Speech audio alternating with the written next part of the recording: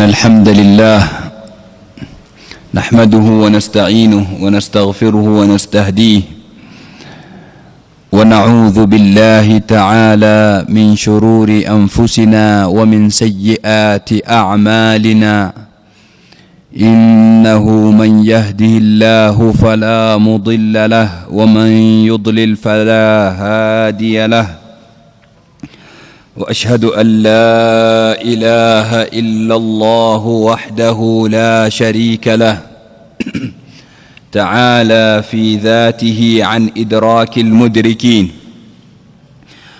وسما في قدسه أن تحيط به أفكار المخلوقين نزل في علوه وعلى في نزوله وفصل في إجماله وأجمل في تفصيله ليس كمثله شيء ليس كمثله شيء ليس كمثله شيء وهو السميع البصير. وأشهد أن سيدنا وحبيبنا ونبينا وعظيمنا ومصطفانا وقدوتنا محمدا عبده ورسوله وصفيه من خلقه وحبيبه فهو صفوة الصفوة ولباب اللباب. اللهم فصل وسلم وزد وبارك وتكرم وتحنن عليه وعلى آله وأصحابه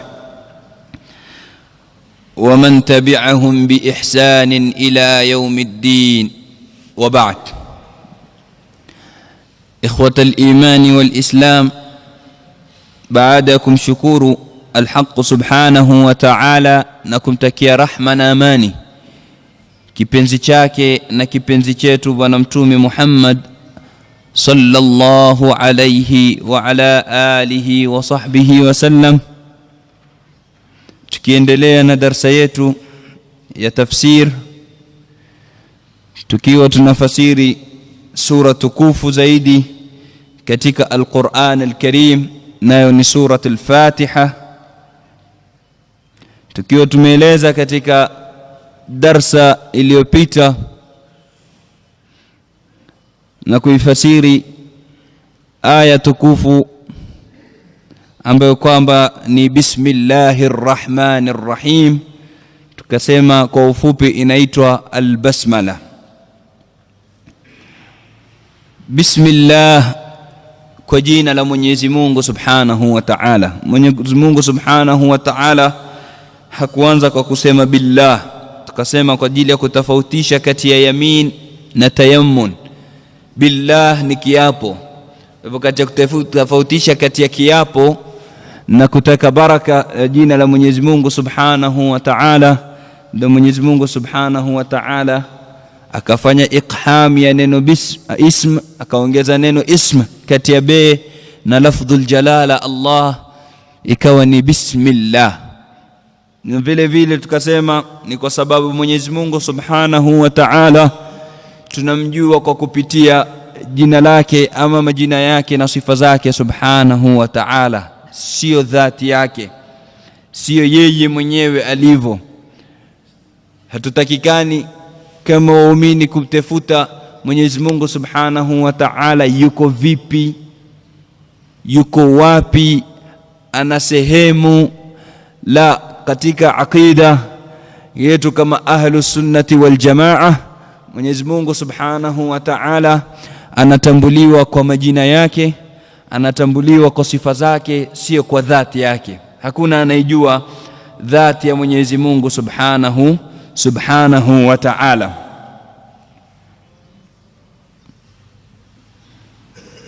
Ili tusifike katika aljismiyah, kumfanya Mwenyezi Mungu Subhanahu wa Ta'ala ni mwili, ili tusifike katika at-tashbih, kumfananisha Mwenyezi Mungu Subhanahu wa Ta'ala na viumbe vingine.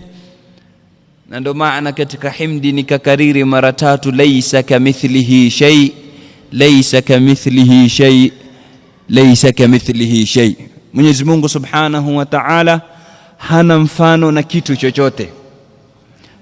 Mwenyezi Mungu Subhanahu wa Ta'ala mawjud, yupo. Mwenyezi Mungu Subhanahu wa Ta'ala katika sifa zake ni alwujud, kwa yeye yupo. Lakini yupo wapi? Mwenyezi Mungu Subhanahu wa Ta'ala hana sehemu, kwa sababu sehemu yeye ndo aliyoumba. Ikiwa utamfanya Mwenyezi Mungu anahitajia sehemu, litakuja swali, kabla ya kuumba sehemu alikuwa wapi? Sehemu ni katika makhluqatillah. Mtume anasema kana Allahu wala shay'a qablahu, alikuwa Mwenyezi Mungu na kulikuwa hakuna chochote. Shay ni kila kitu, shay ni kila kitu kinaitwa shay. Kwa hivyo na sehemu pia inaitwa shay. Kwa Mwenyezi Mungu Subhanahu wa Ta'ala alikuwepo kabla ya kuiumba sehemu. Sehemu ni moja katika viumbe vyake Mwenyezi Mungu Subhanahu wa Ta'ala. Mwenyezi Mungu hahitaji sehemu. Kwa hivyo ukisema Mwenyezi Mungu yuko katika sehemu fulani ama upande, hizi jihad, upande ni katika viumbe vya Mwenyezi Mungu. Mwenyezi Mungu ndiye ameumba upande wa kulia, wa kushoto, juu, chini, mbele, nyuma. Sasa ikiwa utamweka Mwenyezi Mungu katika upande, utakuwa umemweka katika moja katika makhlukati zake, katika viumbe vyake. Kabla aumbe upande alikuwa wapi? Kwa hivyo Mwenyezi Mungu kama alivyotuambia Mtume sallallahu alayhi wasallam, kana Allah wala shay'a qabla, alikuwa Mwenyezi Mungu Subhanahu wa Ta'ala na hakuna chochote kilokuwa kabla yake. Na ndio maana maulama wakatuambia kana Allah wala makan wa huwa al'an ala ma alayhi kan. Mwenyezi Mungu Subhanahu wa Ta'ala alikuwa na wakati, kutoka wakati huo hajaumba sehemu, alikuwa bila ya sehemu. Tusimpime Mwenyezi Mungu na akili zetu. Wajua sisi mara nyingi tunatumia kanuni za akili zetu, kwa mimi kama mwanadamu ili niwepo lazima niwe niko katika nini? Sehemu, na niwe katika upande. Mwenyezi Mungu kanuni za kibinadamu haziendi na Mwenyezi Mungu Subhanahu wa Ta'ala. Hizi kanuni zetu tusizipeleke kwa Allah tukawa tunataka na yeye pia kumpelekesha hivyo hivyo, kwa maadamu yupo basi ana sehemu, maadamu yupo basi ana upande. Hizo haziendani na kanuni za Mwenyezi Mungu Subhanahu wa Ta'ala. Hizo ni zetu za kibinadamu. Kwa hivyo kuna mambo mawili, kuna vitu ambavyo kwamba vinakuwa fi hududi al-aqli, na kuna vitu ambavyo kwamba vinakuwa fauqa mustawa al-aqli. Kuna mambo ambayo kwamba sisi binadamu akili zetu tuweza kuyafahamu, na kuna mambo ambayo kwamba yanakuwa juu ya akili zetu, hata tukafikiria vipi hatuwezi kufika. Na huko ndiko alipo Mwenyezi Mungu Subhanahu wa Ta'ala, fauqa mustawa al-aqli, huwezi kujua yuko vipi wala yuko wapi. Mwenyezi Mungu Subhanahu wa Ta'ala alikuwepo kabla ya kuumba sehemu, na vile vile alivyokuwepo kabla ya kuumba sehemu ndivyo alivyo mpaka sahihi Subhanahu wa Ta'ala. Kwa hivyo Mwenyezi Mungu Subhanahu wa Ta'ala sehemu ni moja katika viumbe vyake, haihitaji. Pengine mtu atauliza, lakini Mwenyezi Mungu Subhanahu wa Ta'ala katika Al-Qur'an Al-Karim asema aamintum man fi sama, mmemwamini aliyoko katika mbingu. Na maana Mwenyezi Mungu yuko mbinguni, aya iko wazi, sio? Aamintum man fi sama, na maana Mwenyezi Mungu yuko wapi? Yuko mbinguni. Turudi pale pale ndugu zangu, mbingu ni katika makhluqatillah. Ukisema Mwenyezi Mungu yuko mbinguni, kabla aiumbe mbingu alikuwa wapi? Ikiwa ndio itahitajia kuwepo ndani ya mbingu, kabla aiumbe mbingu alikuwa wapi? Tupo pamoja? Tukisema yuko mbinguni, sisi tunajua Mwenyezi Mungu ni a'zam min kulli shay, ni mkubwa kuliko kila kitu. Ukisema yupo mbinguni, ina maana mbingu imemkusanya Mungu, ina maana mbingu ni kubwa kuliko Mungu mwenyewe. Utakuwa unatoka sasa unamfanya mbingu ni kubwa kuliko Mwenyezi Mungu Subhanahu wa Ta'ala. Nini maana ya amintum man fi sama? Kulipotajwa mbingu hapa kumekusudiwa nini? Rudi katika Fathul Bari, kitabu cha Al-Hafidh Ibn Hajar Al-Asqalani, ananukuu maneno ya Al-Imam Al-Karmani, anasema as-samaa hapa imetajwa kwa sababu upande wa juu ambapo kama ndo kwenye mbingu ndo upande wenye sharaf. Siku zote kikitajwa kitu chini huwa inakusudiwa nini? Kumtweza mtu, na ikitajwa juu ndo kumuinua daraja, sio? Kwa hivyo aamintum man fi samaa hakuja kusudiwa sehemu ya juu, kumekusudiwa daraja ya juu, yani aliye juu kidaraja. Hata sisi binadamu huwa tunazungumza katika lugha zetu, fulani yuko juu. Yuko juu kisehemu? Anaishi angani? Yuko juu kitabia zake, yuko juu kielimu zake, kidaraja yuko juu, lakini kisehemu hayupo juu. Kwa hivyo aamintum man fi samai, ilichokusudiwa ni nini? Ni daraja ya Mwenyezi Mungu Subhanahu wa Ta'ala, na makana, sio makana. Daraja ya Mwenyezi Mungu Subhanahu wa Ta'ala ni ya juu, sio sehemu. Taib, pengine mtu atauliza, hii tafsiri hii mntoa wapi? Maulama wameitoa wapi tafsiri hii? Wameitoa katika Al-Qur'an Al-Karim. Wa huwa al-qahiru fawqa ibadihi. Mwenyezi Mungu Subhanahu wa Ta'ala anasema yeye ndo mwenye nguvu za kushinda juu ya waja wake. Kwa hivyo kule kuwepo kwake juu Allah ni kwa kitu gani? Kwa nguvu za kushinda, sio kwa dhati, sio kwa yeye mwenyewe yuko juu. Nguvu zake, kudra yake ndio iko juu. Mwenyezi Mungu Subhanahu wa Ta'ala anaendesha kila jambo, hakuna linalomshinda. Kwa hivyo kuwepo kwake Mwenyezi Mungu kwa juu ni kwa nini? Kwa kudra yake na uwezo wake, sio kwa dhati yake. Kwa hivyo aya zinatafsiri aya siku zote. Kwa hivyo akisema aamintum man fi samaa, haikusudiwi sehemu juu. Ukiwa utasema inakusudiwa mbingu, litakuja swali. Sisi dunia tunajua iko katika kurawiyati shakl, iko katika shakli ya mpira, sio? Dunia iko katika shakli ya mpira. Hawa walioko juu huku Europe, juu kabisa huku, mbingu yao ni wapi? Ni huku, sio? Hawa walioko Japani huku, mbingu yao ni mashariki huku, yani wakisimama mbingu yao iko huku. Hawa walioko huku Amerika huku, mbingu yao iko wapi? Iko huku magharibi. Walioko chini kabisa Australia, mbingu yao iko chini. Sasa Mwenyezi Mungu yuko mbingu ya kina nani? Ya hawa ama ya huku ama ya huku? Ikiwa tutasema yuko mbinguni kwa sehemu, yuko mbingu ya kina nani? Ya hawa wa juu, wa chini, wa kulia, wa kushoto? Tupo pamoja. Kwa hivyo Mwenyezi Mungu Subhanahu wa Ta'ala kuambia aamintum man fi samaa, kama anavyosema al-Imam Ibn Hajar al-Asqalani na vile vile al-Imam al-Karmani, na ukirudi katika kitabu cha Al-Aini Umdat al-Qari sharh sahih al-Bukhari, utapata wote wanakuambia kutajwa mbingu inakusudiwa juu ya nini? Ya daraja. Na hivi ndio nukuu kirudi kwa aqwali za aima ambao kwamba ni shurahul hadith waliosherehesha hadithi za Mtume sallallahu alaihi wasallam kwa mamia. Ni muda hautoshi, lakini tuna istidadi ya kunukuu maneno ya maulama wakubwa wa umma wasopungua 300 kuonesha kwa Mwenyezi Mungu Subhanahu wa Ta'ala yupo bila sehemu. Mwenyezi Mungu Subhanahu wa Ta'ala hahitaji sehemu, sehemu ni moja katika viumbe vyake. Ikiwa utachukua dhahiri ya nasi, sawa ni aya ama ni hadithi, ukachukua picha ya nje, kwa kuwa kumetajwa sehemu ukasema Mwenyezi Mungu katika sehemu hiyo, utachanganyikiwa kwa sababu sehemu zimetajwa nyingi. Litakuja swali, yupo mbinguni na ardhini? Manake Mwenyezi Mungu asema wa huwa fi samai ilahun wa fil ardi ilah, yeye ndio ilah mbinguni na ardhini. Sasa yuko mbinguni peke yake ama yuko mbinguni na ardhini? Hilo swali la kwanza litakuja. Kumetajwa sehemu mbili, sawa, tofauti. Litakuja swali lingine, hivi Mwenyezi Mungu yuko safarini na mwenye kusafiri?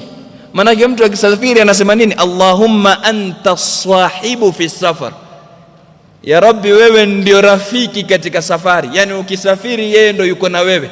Mwenyezi Mungu yuko safarini? Sasa yuko mbinguni ama yuko ardhini ama yuko safarini? Maswali yatazuka, kwa sababu ikiwa kila sehemu inayotajwa utasema Mwenyezi Mungu kwa hapo, ina maana utachanganyikiwa, sehemu zimetajwa nyingi. Haya, Mtume sallallahu alaihi wasallam anatuambia aqrabu ma yakunu al-abdu ila rabbih wa huwa sajid, mtu huwa karibu na Mola wake anapokuwa amefanya nini? Amesujudu. Ukisujudu ndo unakuwa karibu na Mola wako Subhanahu wa Ta'ala. Haya, Mwenyezi Mungu yuko katika sijida? Litakuja swali, ndo lipotajwa. Sasa hapa kuja masala, mimi nimesimama, mwingine amesujudu, nani yuko karibu zaidi na mbingu? Mimi nimesimama, mwingine amesujudu, aliyoko karibu zaidi na mbingu nani? ni aliyesimama, sio? Lakini nani yuko karibu zaidi na Mungu? Mtume atuambia yule aliyesujudu. Ndio ujue ilokusudiwa mbingu sio sehemu, ni daraja. Taibi, litakuja swali lingine, hivi Mwenyezi Mungu yuko kwa mgonjwa? Maana katika al-hadithul qudsi anasema, abdi maridtu wa lam ta'udni, mja wangu mimi nimekuwa mgonjwa, hukuja kunitembelea. Sasa bwana huuliza yule mja, vipi ya Rabbi, kwani wewe huwa mgonjwa? Amwambia, maridha abdi fulan wa lam ta'udhu, kuna mja wangu mmoja amekuwa mgonjwa, hukwenda kumtembelea. Walau udtahu, ungemtembelea, lawajadtani inda, ungenipata kwake, ungenipata kwake kwa mgonjwa. Hivi Mwenyezi Mungu yuko kwa wagonjwa? Sasa ikiwa kila sehemu itakayotajwa utasema Mwenyezi Mungu uko hapo, utachanganyikiwa ndugu yangu, kwa sababu sehemu zimetajwa nyingi. Katika hadithi Mtume sallallahu alayhi wasallam asema, idha salla ahadukum fala yabsuqanna qibala wajhihi fa inna Allaha qibala wajhihi idha salla. Asema mmoja wenu akiswali asitupe mate upande wake, mbele yake. Kwa nini? Asema kwa sababu Mwenyezi Mungu yuko upande wa mbele yake anaposwali. Sasa Mwenyezi Mungu yuko mbele ya mwenye kuswali, ama yuko kwa mgonjwa, ama yuko katika sijida, ama yuko kwa mwenye kusafiri, ama yuko ardhini, ama yuko mbinguni? Yuko wapi? Kwa hivyo zote hizi sehemu zikitajwa hakukusudiwi sehemu. Ina maana Mwenyezi Mungu yuko kwa mgonjwa, kwa rahma yake ampe shifa. Mwenyezi Mungu yuko na yule mwenye kusujudu, ama yule mwenye kusujudu yuko karibu na Mwenyezi Mungu. Kwa nini? Kwa rahma yake, kwa sababu anamuabudu, ampatie nini? Amtakabalie ibada yake. Hivyo hivyo Mwenyezi Mungu Subhanahu wa Ta'ala yuko na mwenye kusafiri ili amhifadhi katika nini? Katika safari yake. Wa hakadha, yani zile sifati za Mwenyezi Mungu ndio ziko na yeye. Elimu ya Mwenyezi Mungu, rahma ya Mwenyezi Mungu, hifadhi ya Mwenyezi Mungu, sio yeye mwenyewe kama dhati. Kwa hivyo na hivyo hivyo, aamintum man fis samai, hakusudiwi nini? Sehemu ama upande wa juu. Na ndio naona Firauni akasema nini? Wa inna fawqahum qahirun, sisi tuko juu yao. Tuko wapi? Tuko juu yao. Qahirun, tuna nguvu na kufanya tunayoyataka. Sasa fawq inayokusudiwa hapa sio fawq ile ambayo kwamba tunajua sisi kwa yupo juu wengine wako chini. Kwa nini? Kwa sababu ukienda ikulu, ukienda katika nyumba ya kiongozi, kama ni mfalme, ni raisi, huwezi kumpata yendo yuko juu kisehemu, utampata yuko juu kidaraja, kila mmoja anatii amri yake. Lakini kisehemu utapata kuna maaskari juu ya jengo wanamlinda, wanaangalia kila upande watu wanaokuja. Kwa hivyo kisehemu kuna maaskari juu yake. Na ndivyo ilivyokuwa pia nyumba ya Firauni. Kisehemu kuna maaskari wanaomlinda, yeye yuko ndani chini, lakini anasema nini? Wa inna fawqahum, sisi juu yao. Kwa hivyo juu ile kusudiwa hapa ni juu ya nini? Ni juu ya daraja, sio juu ya sehemu. Ikiwa utashikilia sehemu zilizotajwa utapata tabu. Inni dhahibun ila rabbi, Sayyidina Ibrahim aliposema na muendea Mola wangu Subhanahu wa Ta'ala, sayahdini, ataniongoza. Alikwenda wapi? Alikuwa anaenda pande za Palestina. Ina maana Mwenyezi Mungu yuko Palestina. Maana yake anasema naenda kwa Mola wangu, naenda kwa Mwenyezi Mungu, na yeye alikuwa enda Palestina. Ina maana Mungu yuko Palestina. Wanadainahu min janibi turil ayman, tukamuita upande wa nini? Upande wa Jabal Tur. Mwenyezi Mungu amuita Saidina Musa upande wa Jabal Tur. Ina maana Mwenyezi Mungu katika Jabal Tur. Tuweni makini, hizi sehemu zinatajwa hakukusudiwi dhati yake Mwenyezi Mungu kuweko hapo. Kwa hivyo kama kulivyotajwa juu manake waweza kupata mtu akakwambia yakhafuna rabbahum min fawqihim, Mwenyezi Mungu asema wanamuogopa Mola wao aliye juu yao. Kwa hivyo Mungu yuko juu kisehemu. Atakwambia nini? Mwenyezi Mungu asema yakhafuna rabbahum min fawqihim, wanamuogopa Mola wao ambaye yuko juu yao. Kwa hivyo yuko juu kisehemu. Ikiwa utachukua hivyo, ina maana utamthibitishia pande zote. Pande ni 4, sio? Kuna juu, chini, na kuna mbele, na kuna nyuma, na kuna kulia na kushoto. Afwan, ni 6. Sasa kama vile Mwenyezi Mungu amesema yakhafuna rabbahum min fawqihim, akataja juu, vile vile kumetajwa chini katika nusus. Ukirudi katika hadithi ya bwana mtume Muhammad sallallahu alayhi wasallama asema, law dallaytum rajulan bihablin ila al-ardh as-sufli lahabata ala Allah. Law mutamteremsha mmoja wenu mtu kwa kamba mpaka ardhi ya chini, ardhi nayo pia ziko 7 kama mbingu. Lau mtamteremsha mtu kwa kamba mpaka ardhi ya chini, atateremka kwa Mungu. Lahabata ala Allah, atateremka kwa Mungu. Sasa yuko juu yuko chini? Tueni makini, hii imetaja fauka sio? Imetaja chini, lahabata ala Allah. Hii ya pili. Twende katika ya tatu, hadithi tuloisoma sasa hivi, anayeswali asitupe mate ya mbele, kwa sababu Mwenyezi Mungu yuko mbele yake. Sasa Mwenyezi Mungu yuko juu ama yuko chini ama yuko mbele?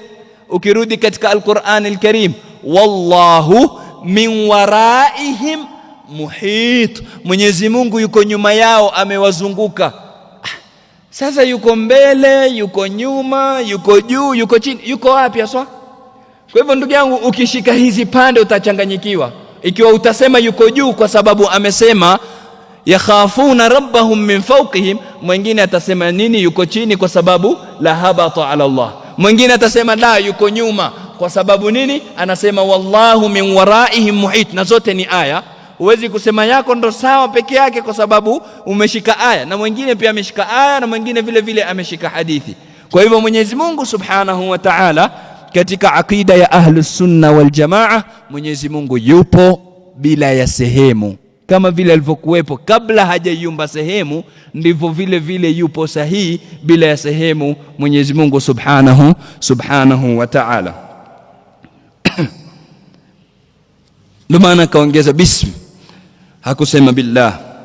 Allah tumesema ni lafdhul jalala, alamun ala dhati alwajib alwujud.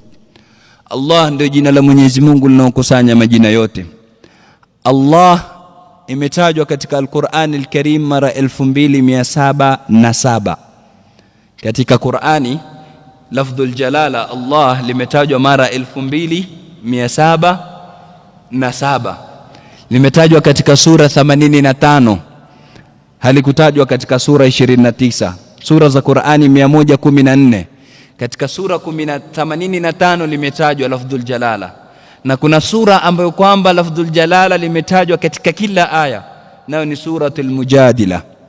Surat al-Mujadila, wengine wasema surat al-Mujadala. Mujadala kutokamana na kujadiliana, mujadila itakuwa inanasibishwa na nani? Na yule mwanamke Khawla ambaye kwamba alikuja kwa Mtume sallallahu alaihi wasallama kumweleza kisa cha nani? Cha mume yake aliyemfanyia dhihar. Naam, na aula ni kutumia mujadila kuliko kutumia mujadala. Kwa nini?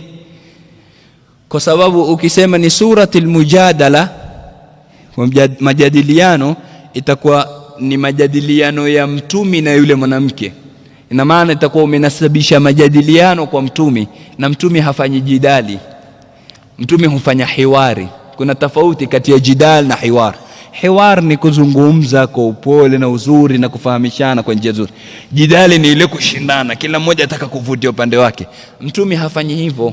Na ndio maana ukisoma sura yenyewe utaona Mwenyezi Mungu Subhanahu wa Ta'ala anakuambia nini? Laqad sami'a Allahu qawla allati tujadiluka. Alipozungumza yule mwanamke Khawla alisema nini?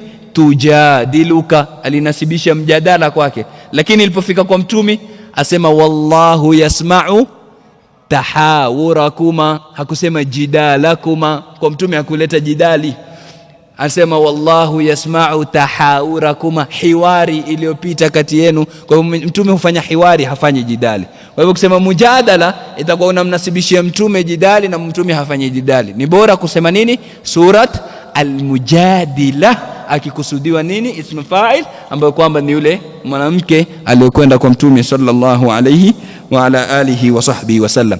Hii ndio sura pekee katika Al-Qur'an Al-Karim ambayo kwamba kumetajwa ndani yake lafdh al-jalala katika kila aya. Kila aya utapata ndani yake kuna nini? Kuna lafdhul jalala ambayo kwamba ni neno Allah. Nimesema ni jina ambalo kwamba ndo kubwa kuliko wengine yote, na ndio kauli yenye nguvu kwa maulama kwa al-ismul a'zam. Na imekuja katika hadithi kwa Mwenyezi Mungu ana al-ismul a'zam alladhi idha du'iya bihi ajab wa idha su'ila bihi a'ta. Mwenyezi Mungu Subhanahu wa Ta'ala ana jina lake ambalo kwamba ni kubwa kuliko mengine yote, ambalo kwamba akiombwa kwa jina hilo hujibu dua. Mwenyezi Mungu Subhanahu wa Ta'ala akiombwa kwa kupitia jina hilo hujibu dua kama ile. Maulama wengi wanasema ni nini? Al-ismul a'zam ni Allah. Kuna wengine wamesema ni Ar-Rabb, kuna wengine wamesema ni Al-Hayyul Qayyum. Kuna khilafu kwa maulama, lakini wengi wamesema ni lafdhul jalala Allah Subhanahu wa Ta'ala, kwa sababu nyingi ambazo kwamba wamezitaja zisizokuwa na idadi, yatosha kuwa tu ni jina ambalo kwamba ndo siku zote hutangulizwa. Yakitajwa majina ya Mwenyezi Mungu kadhaa hutangulizwa Allah. Utaona bismillahi arrahmani arrahim, huwezi kupata bismirrahmani Allah. Siku zote hutanguliza Allah. Utaona al-hayyu al-qayyum, Allah al-qahhar, hivyo namna hivyo, haitangulii siku zote jina lingine kabla ya jina la nini, la Allah Subhanahu wa Ta'ala. Hiyo ni dalili tosha ya kuonesha kuwa al-ismul a'zam ni Allah. Lakini mtu anaweza kuuliza ama kajiuliza akasema, mara nyingi tunaomba kwa jina la Allah, mbona hatutakabaliwi?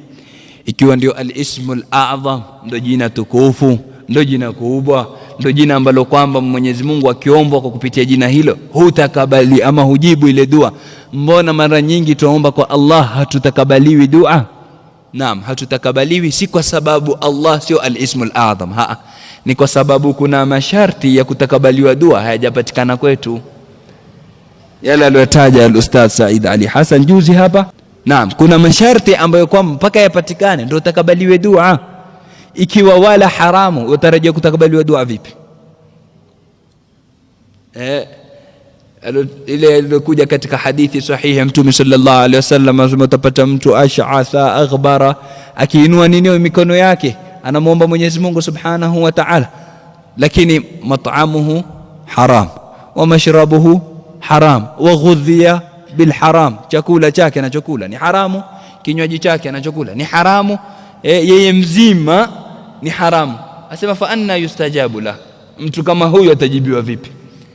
Wewe wala haramu watarajia kutakabaliwa dua. Ndio maana Mtume sallallahu alaihi wasallam alimwambia Saad ibn Abi Waqqas, alimwambia atib mat'amaka takum mustajaba ad-da'wa au takum mustajaba ad-da'wa, fanya kizuri chakula chako, kula halali, utakuwa ni mwenye kutakabaliwa dua. Yani ukitaka kutakabaliwa dua ni ule cha halali, ni ule cha halali. Na sisi tuko katika zama ambazo kwamba ni nzito, zama za fitna, zama ambazo kwamba haramu imeenea kwa shakli ambayo kwamba sio ya kawaida. Haramu imeenea kwa kila namna, mpaka imefika hadi maulama wanatuambia kitu pekee ambacho kwamba kimekuwa hakina shubha ya uharamu ni kitu kimoja tu, nacho nini? Kunywa maji ya mvua. Maji ya mvua hayana shubha, lakini mengine yote yatakuwa na shubha ndani yake. Maji ya mvua peke yake ndio hayana shubha. Tena maji ya mvua yenyewe yanywe kwa mkono wako. Lakini ukasema utafute glasi ndio uteke yale maji unywe, yatakuja maswali, ile glasi intengezwa na nani, impitia mikono gani? Shubha zitakuwa zipo pia. Lakini ili uwe katika halali moja kwa moja sirfu ambayo kwamba haina shubha hata moja, ni unywe maji ya mvua kwa kupitia mikono yako. Tuko katika zama ngumu, zile zama ambazo kwamba Mtume sallallahu alaihi wasallam asema ambaye hatokula riba atapigwa na vumbi lake, yusibuhu khubaru, vumbi litakupata ikiwa utaweza kuiepuka riba. Sasa tujiulize sisi, riba tunaila ama tuili? Tuangalie tu katika miamala yetu. Mtu pengine ana kazi yake ndogo inamletea riziki, hatosheki, ataka kupanda daraja moja kwa moja, ataka awe na kazi kubwa, aenda benki kutafuta nini? Mkopo baadaye atalipa na nini? Kuna interest, kuna nini? Kuna riba atalipa. Ajua ni haramu, lakini dunia imemshughulisha yeye, ataka makubwa. Na Mwenyezi Mungu Subhanahu wa Ta'ala asema alladhina yakuluna ar-riba la yaqumun, wenye kula riba hawasimami. Shekhe, utabakia chini siku zote. Wenye kula riba Nini maana hasimami? Hawainuki, yani utabakia pale pale. Waona matajiri pengine ni wakubwa wakubwa wanaotumia mikopo ya nini ya mabenki. Hakuna watu wanadaiwa shekhe kuliko wao, pengine madeni yaliyoko mabenki ni makubwa kuliko rasilimali yao. Kwa nini? Hawawezi kusimama kwa sababu wanakula riba. Kwa hivyo wangapi watu sisi tunakula riba? Mtu anachukua riba alafu anakuja anakuambia shekhe, kila nikiomba mimi mpaka leo sijapata mtoto, kila nikiomba sipati. Utapata vipi? Dua yako itakubaliwa vipi ikiwa wala riba? Ndio kwamba bana paka Ramadhani shekhe tuomba tutakubaliwi. Ramadhani yenyewe pia wala riba. Kwani riba huili wewe Ramadhani? Si waila. Mangapi mtu afanya khiana? Mtu pengine yuko shirka na mwenzake, wafanya kazi pamoja, ataanza kupiga pande.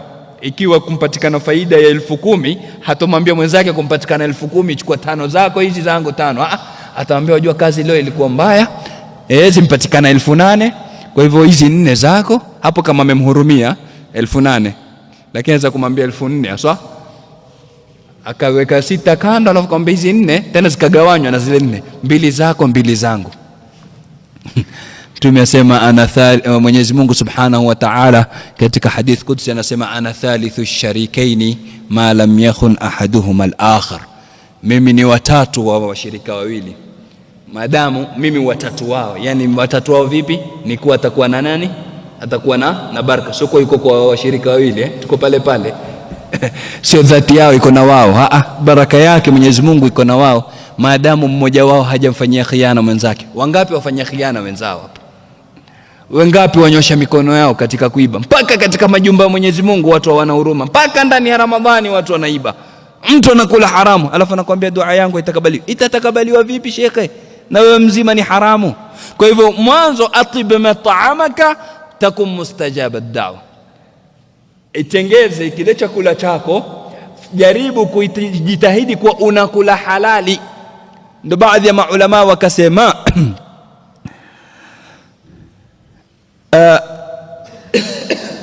الدعاء كالسلاح والسلاح بضاربه. dua ni kama silaha na silaha naangalia ule mkono unaokata, sio? Naangalia ule mkono unaokata, kila mkono ukiwa na nguvu ndio unakata kwa uzuri.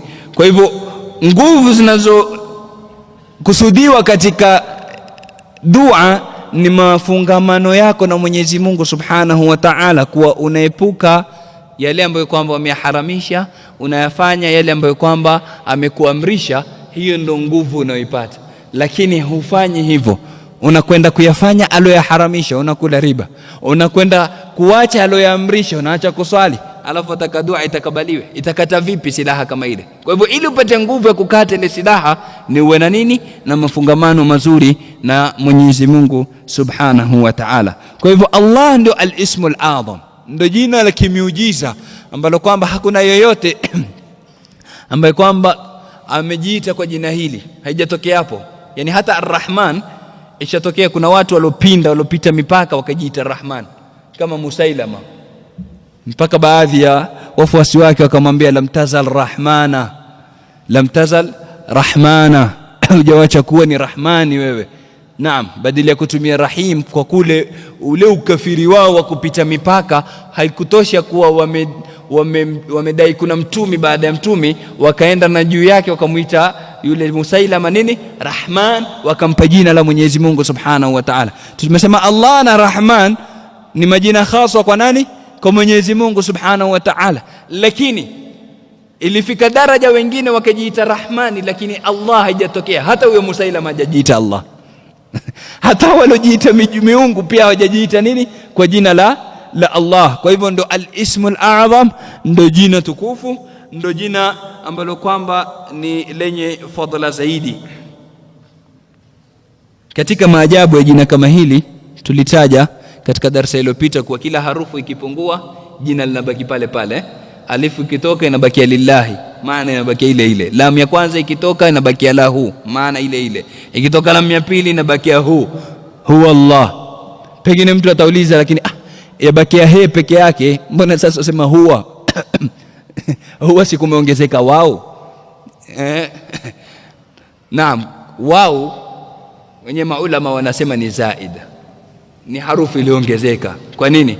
Kwa sababu ukienda katika muthanna na jam'i utaona huma na hum, wao huioni, inaondolewa. Unaona? Kwa hivyo asli ni kutokuwepo ile wao imeongezwa juu. Kwa hivyo ukitoa alifu lam ya kwanza lam ya pili bakia he, inamaanisha nini? Vile vile Mwenyezi Mungu subhanahu wa ta'ala. Vile vile katika maajabu ya jina kama hili, ukiongeza lam ya milk ya kumiliki, yani ikiwa mtu anaitwa Hassan kwa mfano, ukitaka kusema kitabu hichi ni milki ya Hassan, utasema hadha alkitabu li Hassan, sio? Utaongeza lamu ya kufidisha na kujulisha kuwa ni milki yake. Ile lamu huongezeka na lile jina likabakia vile vile, Hassan litakuwa li Hassan. Lakini njoti ya lamu ya milki kwa jina la Mwenyezi Mungu Allah inakuwa lillah, hakuongezeki harufu bali kunatoka alifu hasa katika miujiza ya nini, ya jina kama hili la Mwenyezi Mungu subhanahu wa ta'ala. Na Ar-Rahmanir Rahim tumesema ni majina mawili ya Mwenyezi Mungu subhanahu wa ta'ala yanatokamana na nini, na Ar-Rahma. Muhimu tufahamu kuna tofauti kati ya jina na sifa. Kuna jina ambalo kwamba linakuwa ni la dhat na jina ambalo kwamba linakuwa ni nini, ni jina la sifa. Ndipo pale tukasema kuhusu kadhia ya kusema Jumaa Karim. Je, yafaa kusema mtu Jumaa Karim? Na sio Jumaa Karim tu, chochote chengine kukiita Karim, mtu ukamuita Karim yafaa, mwanao ukamzaa ukamuita Karim yafaa. Na Karim ni jina la Mwenyezi Mungu subhanahu wa ta'ala. Naam. Mwenyezi Mungu subhanahu wa ta'ala ni Karim. A'taka am mana'ak, amekupa hakukupa, yeye ni karimu. Kwake ni nini? Ni ismi, ni jina. Lakini kwa wengine inakuwa ni sifa tu. Yani mtu huwezi kumuita karimu mpaka akupe, ikiwa hakupi utamuita bakhili. Kwa hivyo Jumaa Karim, hakuna kosa lolote kusema Jumaa Karim, kwa sababu kuna karam kubwa inayotoka katika nini, siku ya Ijumaa unapomwombea ndugu yako apate nini, ukarimu wa siku kama ile ya Ijumaa. Na Mtume sallallahu alaihi wasallam katika hadithi iliyoko katika sahihi ya Imam al-Bukhari amemuita Sayyidina Yusuf al-Karim ibn al-Karim ibn al-Karim mara tatu. Sawa? Mkarimu mtoto wa nani? Mkarimu mtoto wa nani? Mkarimu. Al-Karim ibn al-Karim, tena na alif na lam. Maana wengine wakwambia basi lakini alif na lam huwezi kutia. Mtume ameweka alif na lam. Al-Karim, ingekuwa Al-Karim haifai kutwalikiwa isipokuwa kwa Mwenyezi Mungu peke yake. Mtume hakuna anayejua tauhidi kama mtume Sheikh. Ingekuwa mtume wa kwanza kuacha hilo. Lakini mtume mwenyewe muita Sayyidina Yusuf Al-Karim ni kuonesha kuwa ni sawa. Na ndio maana katika masahaba wa mtume kulikuwa na bwana akiitwa Hakim ibn Hizam. Hakim ni katika majina ya Mwenyezi Mungu Al-Hakim, lakini hakuna hata siku moja mtume alimbadilisha jina. Wako walobadilisha, walikuwa kiitwa Abdul Shamsi, sijui Abdul Al-Uzza, Abdul nani, wale walibadilisha na mtume. Wengine wakaitwa Abdul Rahman, wengine wakaitwa Abdullah, kwa sababu majina ya makosa. Lakini Hakim ilibakia vile vile mpaka kufariki kwake. Kwa hivyo tutofautishe tu kati ya nini, ya isma na sifa. Majina ya Mwenyezi Mungu subhanahu wa ta'ala ni asma, inabakia sawa. Amekupa hakukupa ni Karim. Sawa, amekupa hakukupa, yeye Mwenyezi Mungu ni Karim. Tofauti na mwanadamu, kwake inakuwa ni kwa wajhi ya sifa, mpaka akupe ndio awe ni Karim. Ar-Rahman na Ar-Rahim tumesema ni sifa mbili zatokamana na rahma. Na rahma ni kitu ambacho kwamba kinatangulizwa daima, na tukaashiria ingawa wakati ulikuwa umeisha rahma ya Mtume sallallahu alayhi wasallam kama madhari ya rahma katika ulimwengu kwa wanyama. Lakini Mtume sallallahu alayhi wasallam hakuwa rahma kwa wanyama peke yake, ni kwa sababu muda haukuturuhusu. Lakini Mtume sallallahu alayhi wasallam ni rahma kwa walimwengu wote, na ndio maana Mwenyezi Mungu akasema nini, wama arsalnaka illa rahmatan lilalamin, hatukukutumiliza wewe Muhammad isipokuwa ni rahma kwa walimwengu wote. Lilalamin, alamin ni wingi wa neno alam, tofauti na kusema alimin. Alimin ni wengi wa neno alim, mwenye kujua. Yani angesema wama arsalnaka illa rahmatan lilalamin, ingekuwa na kusudio ni binadamu. Binadamu ndio walopewa akili, wenye kufahamu, wenye kujua. Kwa hivyo ingekuwa rahma yake ni haswa kwa nani? Kwa binadamu peke yake, lakini amesema ma arsalnaka illa rahmatan lilalamin. Lam ina fatha na alamin ni wingi wa neno alam, na alam ni ma siwa Allah. Wanazuoni wanasema alam ni nini? Ni ma siwa Allah, asiyekuwa Mwenyezi Mungu Subhanahu wa Ta'ala, chochote kingine kinaitwa alam. Kwa hivyo kuna alamul insan, kuna alam alhayawanat, kuna alam aljamadat, kuna alam kila nini, kila ulimwengu. Kuna ulimwengu wa wanadamu, kuna ulimwengu wa wanyama, ulimwengu wa mimea, ulimwengu wa bahari, ulimwengu wa samaki, ulimwengu kila kitu nini ni alam. Kwa hivyo Mtume sallallahu alaihi wasallama rahma yake ilikuwa ni kwa nani? Kwa alamin, kwa wote walimwengu. Na ndio naona mpaka makafiri walipatwa na rahma ya Mwenyezi Mungu ya Mtume sallallahu alaihi wasallam. Makafiri washirikina pamoja na yote waliokuwa wakiyafanya, lakini adhabu ilikuwa haiwapati kwa sababu Mtume yuko kati yao.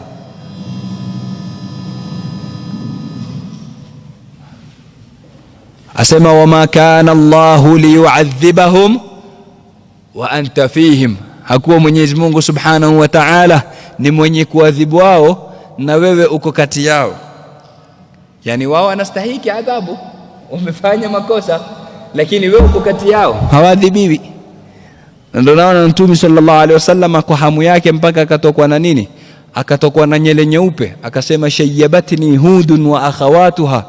Hudi imenizeesha mimi, Hudi imenizeesha ama imenitoa mvi. Kwa nini Hudi imemtoa mvi? Maulama wamekhtalifiana kauli mbalimbali. Wengine wasema kwa sababu ndani yake kuna fastaqim kama umirt, kuwa na istiqama. Wanasema ile kuamrishwa kuwa na istiqama ndio ile mzeesha, lakini hiyo sio kauli yenye nguvu, kwa sababu hata katika surati Shura kumetumika maneno kama hayo. Ingekuwa kusudio ni hilo, angesema shayyabati ni Hudu wa Shura, lakini hata aliposema wa akhawatuha Shura haikuwemo ndani. Kwa hivyo liko lingine lilomtoa mvi Mtume sallallahu alaihi wasallam ni lipi? Maulama wanasema ni kwa sababu katika Hud kulikuwa kunazungumziwa adhabu za wale umam waliotangulia. Tumemtuma wa ila adin akham wa ila thamud akham wa ila, kila mmoja kizungumziwa watu kina fulani walitumiwa ndugu yao fulani, hawakumwamini wakaletewa adhabu. Fulani waliletewa ndugu yao fulani, hawakumwamini wakateremshwa adhabu fulani, namna hiyo.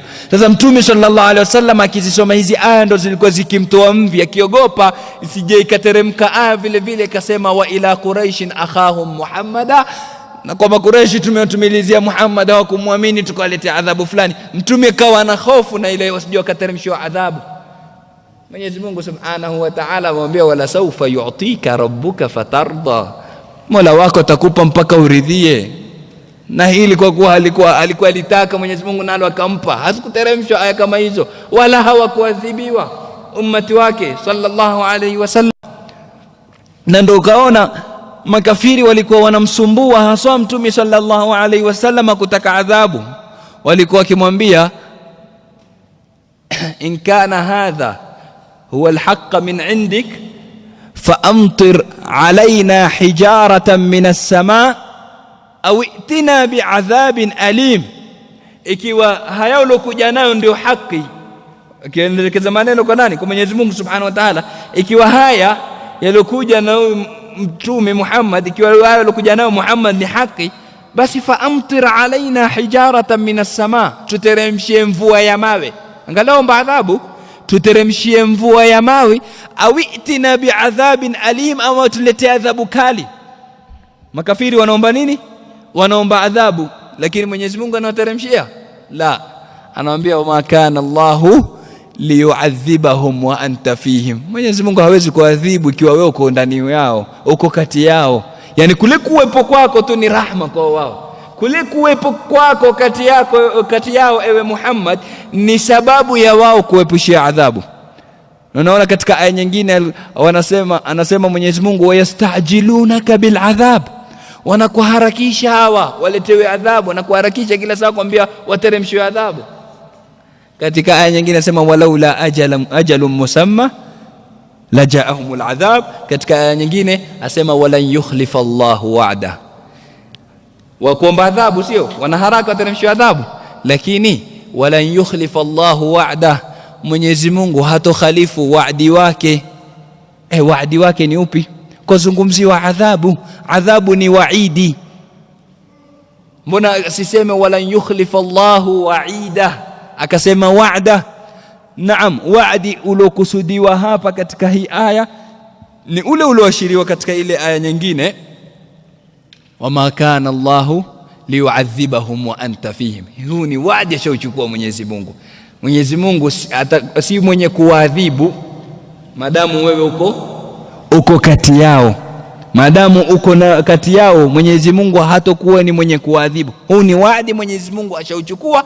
Kwa hivyo hata kama mtamharakisha, hata kama mtakuwa na istijali mtakadhabu, wa'di Mwenyezi Mungu ashauchukua, harudi nyuma, utaendelea hivyo hivyo, hamtoadhibiwa. Sasa angalia kuwepo kwake Mtume sallallahu alaihi wasallama kukawa ni rahma mpaka kwa makafiri, wakawa na nini, wanaepushiwa adhabu na Mwenyezi Mungu subhanahu wa ta'ala. Ndio akasema ana rahmatun muhda, mimi ni rahma ambayo kwamba nini imeletwa kama zawadi. Naam, kwetu sisi kama ummat Muhammad, sawa ni ummatul ijaba ama ummatud da'wa. Kuna sampuli mbili, kuna ummatul ijaba walokubali risala ya Mtume sallallahu alaihi wasallama, na kuna ummatud da'wa. Ummatud da'wa ni watu wote, Mtume ametumilizwa kwa watu wote, umma wanaolinganiwa. Kwa hivyo sawa ni ummatul ijaba, sawa ni ummatul da'wa, Mtume rahma yake tumeletewa ni nini? Ni kama zawadi kubwa kutoka kwa Mwenyezi Mungu subhanahu wa ta'ala.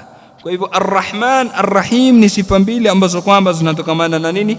Na rahma. Na baada ya Mtume katika walopata bakhti ya kupambika na sifa ya rahma ni Sayyiduna Abu Bakr radhiyallahu anhu, sahaba mtukufu wa bwana Mtume Muhammad sallallahu alayhi wa ala alihi wa sahbihi wa sallam. Naam, kwetu kama ahlus sunnati wal jamaa, anayefuata baada ya Mtume katika utukufu ni Sayyiduna Abu Bakr radhiyallahu anhu. Huyu Mtume sallallahu alayhi wasallama katika hadithi iliyopokewa na Imam Ahmad katika Musnad na wengineo, alipokuwa anaeleza takhassus, na hapa pia tunafahamu katika hadithi hii kwa kuna umuhimu wa kutakhassas, mtu kuspecialize katika jambo. Utaona Mtume sallallahu alaihi wasallam anasema arhamu ummati bi ummati Abu Bakr, ambaye kwamba ana rahma zaidi katika ummati wangu, kwa ummati wangu ni nani? Ni Abu Bakr. Naam, aliyopambika na sifa ya rahma zaidi katika umma wa Mtume sallallahu alaihi wasallam ni Sayyiduna Abu Bakr radhiyallahu anhu. Hapa pengine mtu atauliza swali, vipi awe mpambika na sifa ya rahma kushinda umma wote, alafu akawa anawaua ama anawapiga vita wale watu walokataa kutoa zaka? Mbona haiendani na rahma? Kupiga vita ni rahma? Baada ya Mtume sallallahu alaihi wasallam kufariki, kuna watu baadhi ya makabila walikataa nini? Kutoa zaka. Walikuwa na hujja, na siku zote mtu akikataa jambo huwa na hujja yake, lakini tatizo sio katika ile hujja anayotumia, tatizo linakuwa katika ufahamu wake. Walisema, asema lan nu'ti zakata amwalina illa liman kanat salatuhu sakanan lana. Walikuwa wakisema hivyo, hatutotoa zaka za mali zetu isipokuwa kumpa nani? Yule ambaye kwamba dua zake ni utulivu kwetu. Sababu Mwenyezi Mungu asema nini? Khudh min amwalihim sadaqatan tutahhiruhum wa tuzakkihim biha wa salli alaihim, waombe dua, inna salataka sakanun lahum, dua yako ni kitulizo kwa wao. Sasa wale mabwana nasema yule aliyekuwa dua yake ni kitulizo kwetu hayuko, kwa hivyo hatutumpa mwingine. Sisi tutampa yule alikuwa ameambiwa nini? Dua yake ni kitulizo kwetu sisi. Wakakataa kutoa zaka, na zaka ni msingi katika misingi ya sharia. Ukikataa kutoa zaka ina maana ushatoka katika nini? Katika dini. Ukikataa kutoa zaka juhudan, yani kuitakidi kwa sio wajibu kwako, kama hutaki kuitoa ushatoka katika nini? Katika Uislamu. Kwa hivyo walikuwa ni murtadun, wale washaritadi. Ndio Saidina Abu Bakar akawapiga vita. Kuliko wapiga vita Saidina Bakar ndio muktadha rahma, kuliko wapiga vita Saidina Bakar ndio rahma yenyewe. Kwa sababu leo angekuwa na rahma na angekuwa hakuwapiga vita, na maana hana rahma na wao, hawapendei khairi. Kule kupiga vita ndio ikawa sababu wengi wao wakarudi katika nini? Katika njia ya sawa, wakatoa zaka. Lakini angewaacha wangekuwa wamebaki kule kule katika ridda yao, na wengine wangepata nguvu wakawafuata wao. Na ndio tukaashiria katika darasa iliyopita kuwa rahma ina nini? Ina sura mbalimbali. Inaweza kuja mara nyingine kwa sura ambayo kwamba si rahma, lakini ndo ainu rahma. Tukasema kijembe, mtu akikutia kijembe cha tumbo, huyo utamuita jambazi, utasema hakupendi, utasema ni mtu ambaye kwamba hana rahma. Lakini wewe mwenyewe ukiwa na maradhi ndani ya tumbo, ukienda kwa daktari ukifanya upasuaji, operation, akutia kijembe wajipeleka mwenyewe na yule njambazi naye kijembe kwa kijembe katika tumbo hilo hilo. Lakini kule ndo rahma yenyewe kwa yule daktari, kwa sababu wataka kutoa nini? Yale maradhi yaliyo ndani mwako. Kwa hivyo kule kupigwa vita wale ahlur-ridda, wale walortadi wakakataa kutoa zaka, kule kupigwa vita na Saidina Bakr ndio ilikuwa rahma yenyewe. Na ndio maana baadhi ya maulama wakaifasiri kisha kama hichi na ile hadithi ya Mtume ambayo kwamba pengine ina maneno, lakini warid ilipokuja katika khabar kwa Mtume sallallahu alaihi wasallam amesema nini? Imanu Abi Bakr au law wudi'a imanu Abi Bakr au law wuzina imanu Abi Bakr bi imani al-umma la rajaha imanu Abi Bakr. Lau imani Abu Bakr itapimwa, itawekwa katika kafa upande wa mizani, ikawekwa na imani ya umma upande mwingine, imani ya Abu Bakr itashinda. Vipi itashinda? Baadhi ya maulama wamefasiri na haditha kama hii, kisha kama hichi. Wanasema kwa sababu Saidina Abu Bakr aliregesha mamia na maelfu na malaki ya watu katika imani baada ya kuwa meritadi. Ingekuwa hakufanya vile, wale mabwana wangeingia katika kufri, ingekuwa nisba kubwa ya imani katika umma imepotea, wao na kizazi chao. Kwa hivyo ile kuwaregesha katika imani, ndio maana kaambiwa imani yake nini? Imani yake ni nzito zaidi kuliko imani ya nani? Imani ya umma. Kwa hivyo katika hadithi Mtume sallallahu alaihi wasallam atuambia arhamu ummati bi ummati Abu Bakr, mwenye rahma zaidi katika ummati wa Mtume kwa umma wa Mtume ni nani? Ni Abu Bakr. Asema wa ashadduhum fi dinillahi Umar, na yule ambaye kwamba ni mkali katika dini ya Mwenyezi Mungu, hata kimachezo, ukifanya mchezo upanga uchatoka, ni Umar. Hata kimchezo kabisa. Asema wa asdaquhum hayaan Uthman, na mwenye haya zaidi ya hali ya juu ni nani? Saidina Uthman ibn Affan radiyallahu anhu. Asema wa aqdahum Ali, na anayejua kuhukumu masaili ya sharia zaidi katika mambo ya qadha, mambo ya kutoa nini hukumu za ukadhi ni nani? Ni Saidina Ali. Kuna alimpata Saidina Ali katika nini? Katika kutoa zile ahkam. Asema wa a'lamukum bil halali wal harami Muadh ibn Jabal, anayejua halali na haramu zaidi nani? Ni Muadh ibn Jabal. Wa aqra'ukum Ubay, na anayejua kuisoma Qur'ani zaidi ni nani? Ubay. Kila mmoja akatajwa kwa nini? Kwa sifa yake. Naam, hapa baadhi ya maulama wanasema hapa tunahimizwa kuwepo na takhasus, yani mtu kusoma somo fulani ama kushika jambo fulani akalisoma kiundani zaidi, ni bora kuliko kuchukua kidogo juu juu. Naam, kidogo chukua juu juu, lakini uhakikishe kuna moja ambalo kwamba waingia ndani zaidi nalo. Naam. Bismillahir Rahmanir Rahim. Baada yake inakuja aya pili, alhamdulillahi rabbil alamin, kila sifa njema ni za Mwenyezi Mungu subhanahu wa ta'ala. Hii ndio aya ya pili katika surat al-Fatiha. Ina masail mingi. Kumetajwa hamd. Nini maana ya hamd? Je, kuna tofauti kati ya hamdi na shukr? Kumhimidi Mwenyezi Mungu na kumshukuru ni jambo moja ama ni mambo mawili tofauti? Tunatakikana tumhimidi vipi Mwenyezi Mungu na tunatakikana tumshukuru vipi Mwenyezi Mungu subhanahu wa ta'ala? Alhamdulillah rabbil alamin. Rabb, neno rabb lina maana ngapi katika lugha ya Kiarabu? maana zinazokusudiwa linapotegemezwa kwa Mwenyezi Mungu Subhanahu wa Ta'ala ni zipi, na hapa imekusudiwa maana gani, na je yafaa mwanadamu kumuita Rabb ama haifai? Yote hayo na mengi yanofungamana na aya kama hii inshallah tutayazungumzia na kuyashiria katika darasa yetu itakayofuatia. Tumuomba Mwenyezi Mungu Subhanahu wa Ta'ala atujalie min alladhina yastami'una alqawla fayattabi'una ahsana.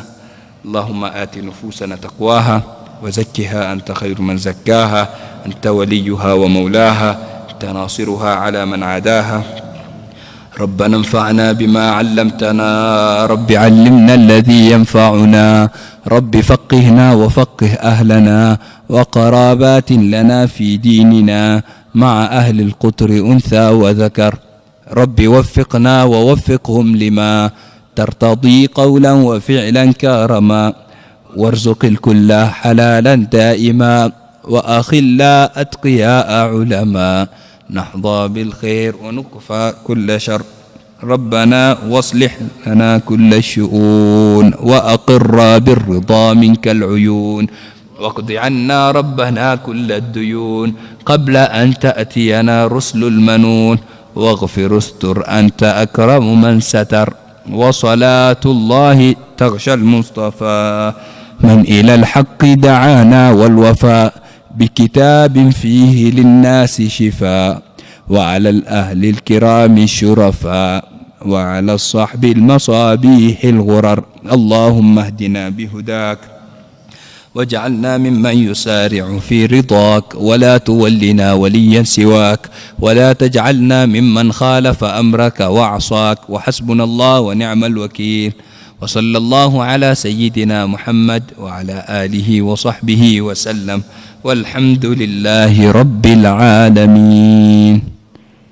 سبحانك اللهم وبحمدك نشهد أن لا إله إلا أنت نستغفرك ونتوب إليك.